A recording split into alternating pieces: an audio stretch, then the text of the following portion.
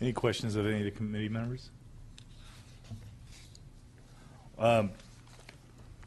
Comey, one of the things that has been highlighted today by Assemblymember Baker was the newspaper reports over the weekend that highlighted the faulty radar on the Bay Bridge. And I know Undersecretary Annis had commented on it, but I wanted to get your perspective so that we could also understand what efforts are being taken to take care of this issue.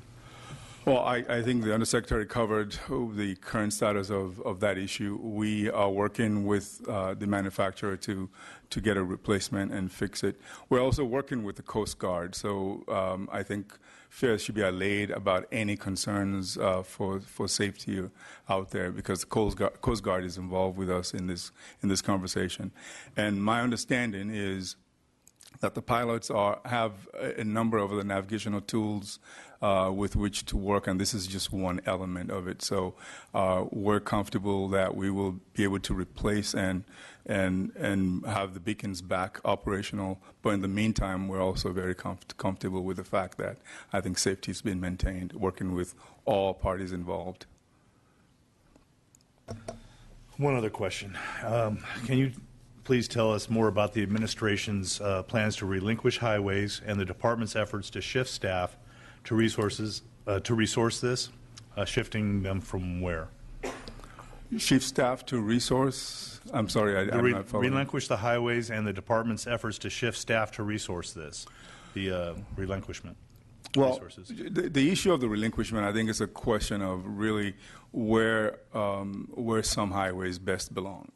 And so we've been having this conversation as a transportation agency, working with our partners. There are a number of highways that do not serve the statewide intent that they may have served at one time. And some of these highways have become more of local functioning arteries and facilities.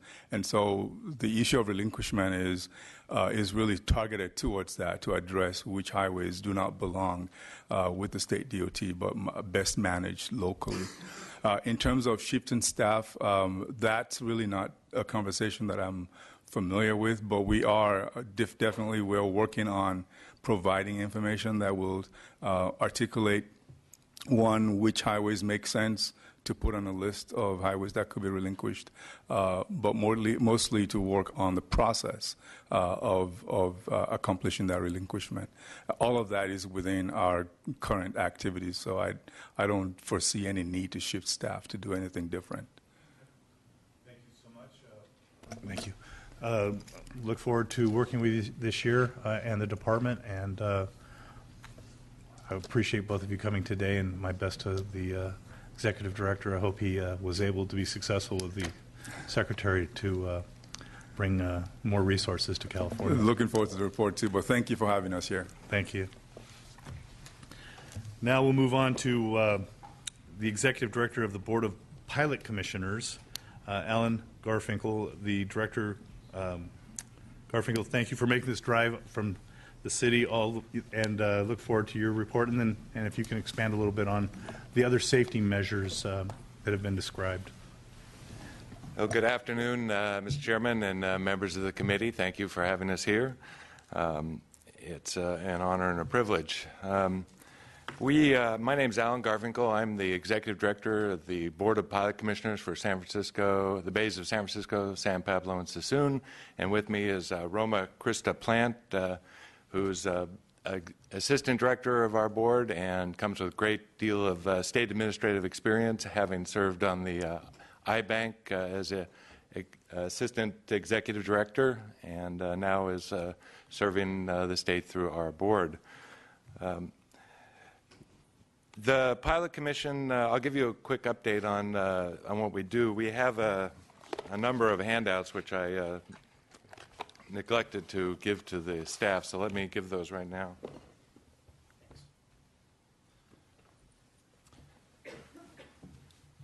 So the Pilot Commission is a commission that regulates and licenses up to 60 marine pilots who guide the ships of 750 tons or greater into San Francisco Bay. And we also serve the bays of Monterey and as far up as Stockton and Sacramento. We are the oldest state commission, in my knowledge, being founded in first session of the legislature in 1850 under the Harbors and Navigation Code 1100. Our pilotage grounds include San Francisco Bay, all tributaries of the bay, with 70 separate terminals in 10 counties. We're the only state-level pilot commission in California, and pilots guiding ships in the other ports are under the direction of local governments.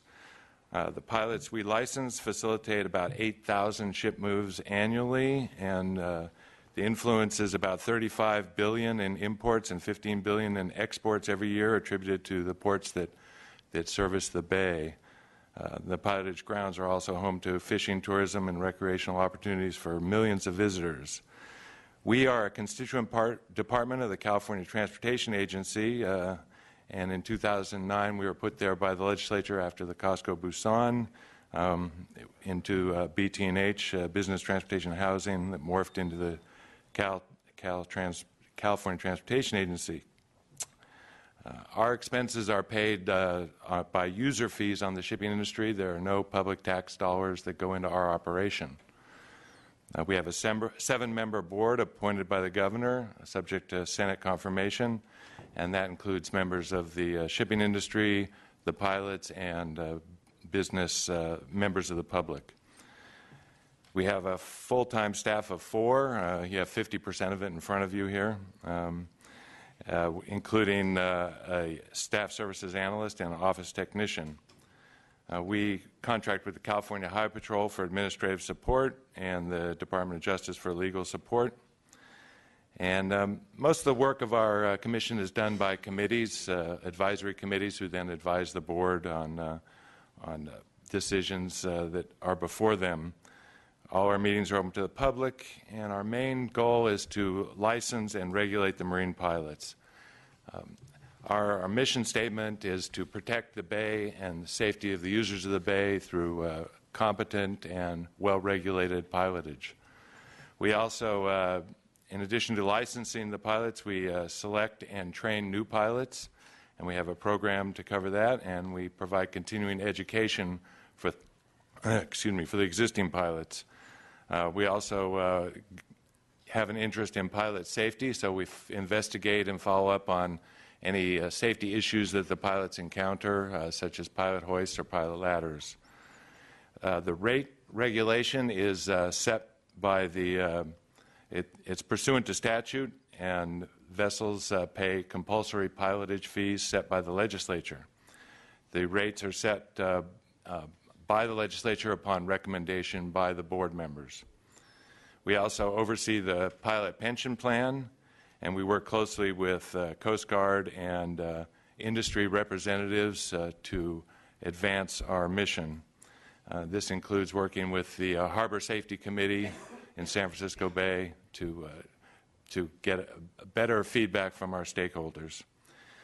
Finally, we are working on the legislative mandate of Senate Bill 1408, which has us looking to do research into fatigue, how fatigue affects our pilots, and we are currently working on a allied agency proposal or a state researchers to get that study underway. And I'll open up to any questions you might have. Any questions from any of the committee members? And Mr. Chairman, you may have been interested in following up as well, but with respect to that radar beacon by the Bay Bridge, if you can elaborate on your perspective about how important it is to have the beacons, and knowing that there are other systems in place and it does have a redundancy, as well as if there are alternatives that the pilots are aware of, or from your perspective that might be available as either new technology to replace the beacons, and what a solution might be. Sure. Thank you for the question. As the last speaker said, there are multiple tools available for the pilots to navigate on the bay, and the beacon is just one of those tools. It's an important tool, but nevertheless, no mariner should just rely on one tool. An exciting area of development is the Coast Guard has initiated virtual aids to navigation on the bay, and this began, still an experimental program, but it is in place, And this began with the America's Cup event on the bay, where they placed a radar overlay electronically of the boundaries of the America's Cup course. And this is a technology made possible through AIS, Automated Information System, that broadcasts information that is displayed on electronic technologies, including radar. And it worked so well that they marked various other key points on the bay, including Mile Rock outside the Golden Gate, and each pylon of the bridge. So now when a mariner looks at his radar display, he can clearly see overlaid on that display where each bridge pylon or support is. And so the radar beacons that are in controversy right now, they mark the center of the spans. And so this overlay, this virtual aid to navigation, or VATON, now shows the actual structure of the bridge as well, which might get lost in a normal radar display, and did cause some confusion in the overseas Braemar. Does that address your question? It does. I think the additional question would be if there are any other technologies that you're aware of. You know, we're always looking for new technologies and innovation, especially in the Bay Area. And these beacons, I understand, are 23 years old, at least that their installation is. If there's any other redundant systems that we should be exploring for the safety of the Bay. Well, the one I just mentioned is the most exciting new development. Of course, there's electronic chart displays on almost every ship now, and the pilots carry personal piloting units, which essentially are laptop computers with a chart program on them, and it displays their current position within that chart. And then the ship usually has an ECDIS, or a chart display, electronic chart display as well. So those are new emerging technologies that they're always improving on, and didn't exist 20 years ago when the radar beacons were placed on the bridge. But again, I'll mention that all mariners should really not rely on one tool, but a bag of tools that they bring to the skill set. So. And do you think the beacons, as they currently are one of those tools that should remain part of the investment? Oh, absolutely. I wouldn't recommend removing any tools from the use. You know, the aids to navigation include lights and whistles and radar beacons and now the new AIS displays. So there's a variety of tools, and you know, it's not a quick industry to evolve, but because it's rooted in a lot of tradition. But all these new tools are available to the mariner and should be employed.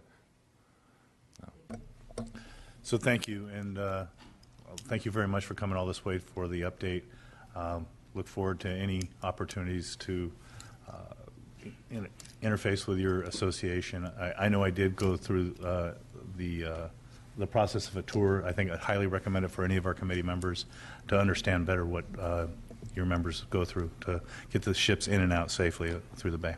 Yeah, thank you. We welcome you to come down and visit us, and visit the pilot facility as well. We'd be happy to take you on a tour and see what the pilots do. It's kind of an obscure, little-known profession, but they've been around a long time. The pilots started piloting on the bay in about 1830s, so it's been around a while. And thank you for this opportunity. Thank you. So last but not least, Rhonda Kraft is the Director of the Office of Traffic Safety. Thank you for being with us today, Director Kraft. We are looking forward to hearing from you on all the wonderful things that OTS is bringing forward this year. And following that, we'll have a brief period of public comment.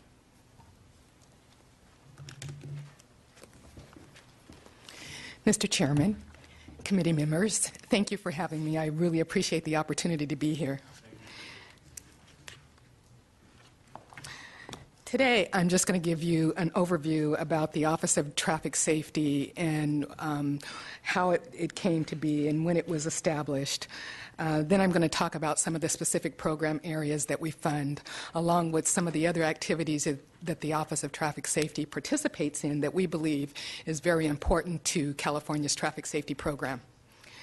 So, by 1966, motor vehicle traffic crashes nationally claimed nearly 51,000 lives a year, or 26 deaths for every 100,000 Americans. Recognizing the need to reduce injury and deaths on the nation's roadways, Congress passed the National Highway Safety Act, which provides for federal traffic safety funds to states. In 1967, the California Traffic Safety Program was enacted by the legislature, which eventually led to the establishment of the Office of Traffic Safety. Under the direction of the California State Transportation Agency, the Office of Traffic Safety is responsible for administering the state's traffic safety program.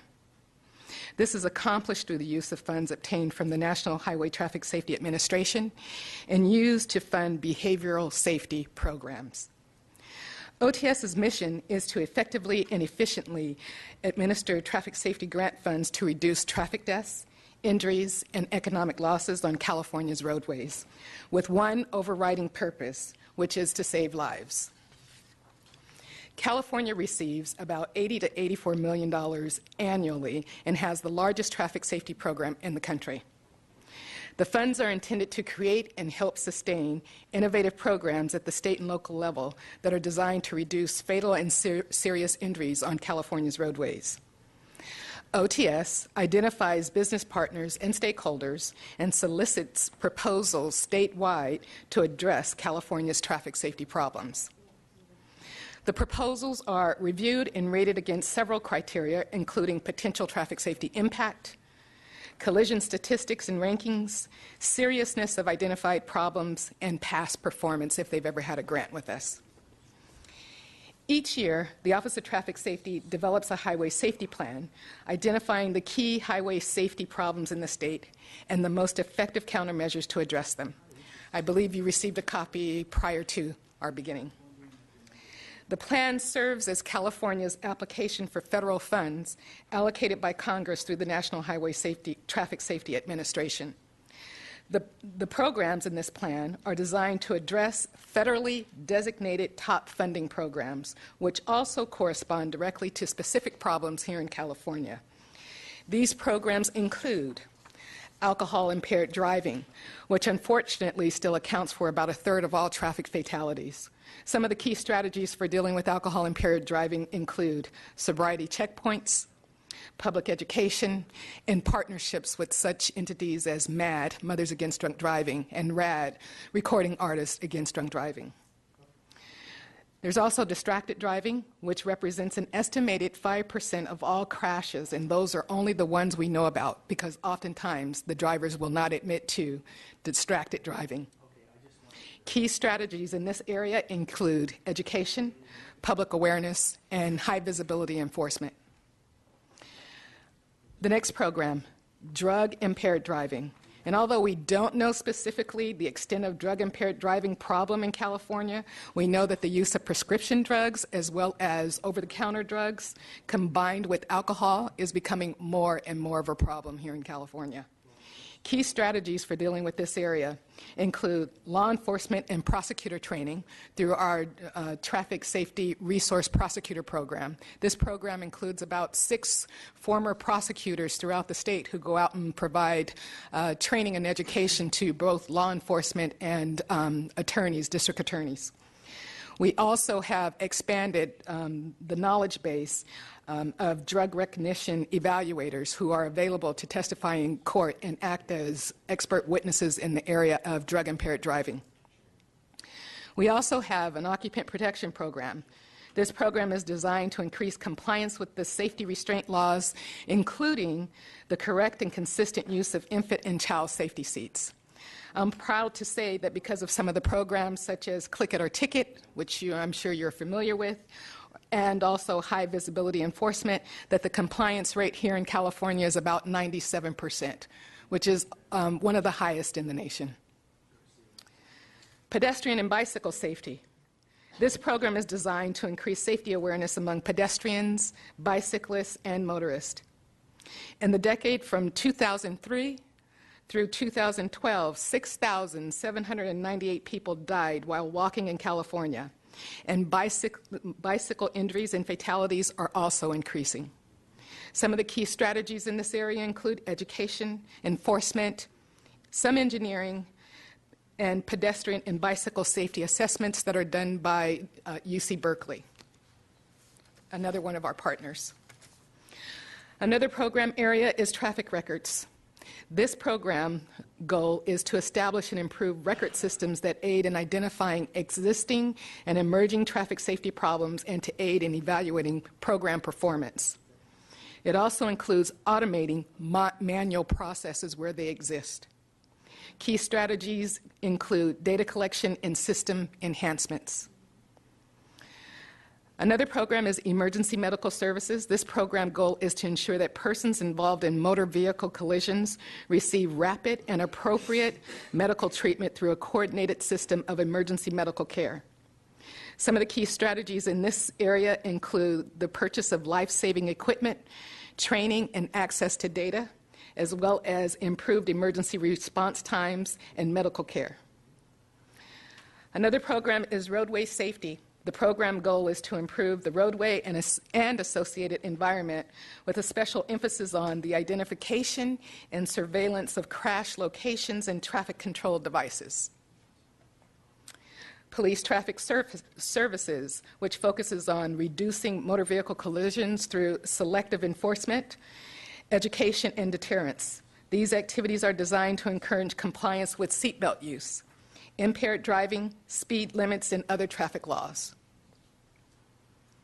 Some of these activities would not be able to be ongoing because of the lack of resources within some of our law enforcement entities. Ms. Kraft, without the funds. Could I just interrupt you 1 second? Sure. I apologize. I want to be able to give our member an opportunity to add on his vote for our earlier opportunity, so Okay. I beg your pardon. The motion is to adopt the committee's rules. Nazarian? Aye. Nazarian, aye. Thank you, Mr. Chair. I apologize. Thank you so much. No problem. Thank you. Another area program, funding area, is motorcycle safety, which by its name is to improve motorcycle safety in training and education of not only riders but also motor vehicle drivers. Because we're trying to help educate them on how to share the road more safely. So we also do high visibility campaigns. I mentioned one previously, Click It or Ticket. That's a campaign that focuses on seatbelt use. We also have Drive Sober or Get Pulled Over. And one of our more recent ones, It's Not Worth It, which is directed at distracted driving. I brought some handouts here, in addition to the ones that you received beforehand. These postcards include messages about not being a distracted driving zombie. I also bought a poster size for you, Mr. Chairman, that I'll leave with them before I go for your wall. Some of our other campaigns include Report Drunk Drivers, Call 911. You may have seen that message on the changeable message signs along the freeways. That's very popular. A lot of people express interest in that, and when they don't see it, we get a lot of phone calls about bringing it back. And so periodically we do run that, asking for help from the public in terms of identifying DUI offenders. Another program, and I'm pretty proud of this one, we just launched in December along with our DUI crackdown campaign, and it is the DDVIP mobile app, Designated Driver Very Important Person mobile app. It's available through iTunes. It's the first of its kind. The app lets users see which nearby bars are choosing to reward designated drivers with discounts and free non-alcoholic beverages. Very popular. We also do other activities such as funding live DUI court proceedings in high schools to give students an opportunity to see up close the consequences of drinking and driving. These have real DUI offenders who are being sentenced, and they are actually handcuffed and led away at the conclusion of the production. And what I like about it is it's not only impactful for the students that are there, it also says something about the young offenders because there are no incentives. They don't get any breaks for participating in the program. We also work alongside our state partners at the CHP and Caltrans to develop the traffic safety messaging you see on the fixed freeway changeable message signs throughout the year. For federal fiscal year 2015, OTS has supported almost 300 multidisciplinary traffic safety initiatives targeting the programs I described earlier. We also prepare an annual performance report at the close of each federal grant cycle, which is a state requirement. I think you have a copy of that report as well. This report represents a snapshot of traffic safety efforts supported by the Office of Traffic Safety that includes a community-based approach to traffic safety, allowing communities to tailor their activities in a way that best addresses their needs. This report also demonstrates a pretty good balance of the use of the 4 E's. You may have heard some folks talking about that, and that is education, enforcement, emergency medical services, and some engineering. Some of the other activities include high visibility enforcement efforts at problem intersections, public education and training programs for law enforcement and prosecutors. We also are active in the state strategic highway safety plan. Many of its outcomes often result in future funding. OTS is proud to have initiated the development of law enforcement roundtable meetings. There are meetings that occur in 20 counties and include representatives from the District Attorney's Office, crime labs, local law enforcement, CHP, DMV, and OTS. These meetings help to identify challenges and strategies related to DUI, driving under the influence, as well as driving under the influence of drugs. It also helps us to identify strategies for improving enforcement, prosecution, training, and we also get ideas about future funding opportunities. So through these activities, lives are saved and injuries are prevented across California, moving us closer towards our vision of eliminating fatalities altogether and creating an environment where all roadway users feel safe, no matter what form of transportation they choose. OTS has about 32 employees and is located in Elk Grove. We are small, but we are an important piece of the traffic safety efforts that go on here in California to save lives. Thank you very much. Thank you, Director. I just have to say that absolutely love the willingness of your department to work with all the other agencies to save the motoring public's lives in California. I do look forward to that poster moving forward. And then, you know, last year we looked at facts and figures that the distracted driving, the CHP was giving out about 12,000 tickets a month on the California highways alone. You look at the integration of the click it or ticket and the unwillingness of the public that wanted to implement it now, how effective it has been, but you're still having to send that message. You know, I look forward to the culture changing on the distracted driving as well, and I applaud your efforts, so I really thank you for that, and thank you for coming today. Thank you. Can I ask a quick Absolutely, I'm sorry. on the DUI fatalities, is there any data that puts forward what second offenses, how many of those were part of the number? Do you understand what I'm saying? So if there was like 740 in 2013, how many of those 740 were second offenses? I'm not prepared to respond to the number of folks in terms of the second offender population, but I can tell you that in California, the majority of DUI offenders fall into the first offender categories. And then after that, you have your second and habitual offenders. But I'd be more than happy to go back and check those numbers and talk to you offline. Thanks so much. I appreciate You're welcome. it. So that concludes our presentations by the invited departments. At this time, I'd like to invite any members of the public to comment. All 5 of them. I'm looking forward to that. So thank you for coming and participating. I'd really like to say thank you to each department that presented today, for taking the time to be here and providing a thoughtful and informative presentation. But I also would like to thank our transportation staff for putting this together in a manner that actually it worked, and I really appreciate you guys taking the time. And I'm looking forward to working with all the members of the committee, departments, and members of the public as we move forward. So we've already checked to see if we have any members that wanted to add on to vote, and we've taken care of that. So that concludes our hearing today, and the hearing is now adjourned.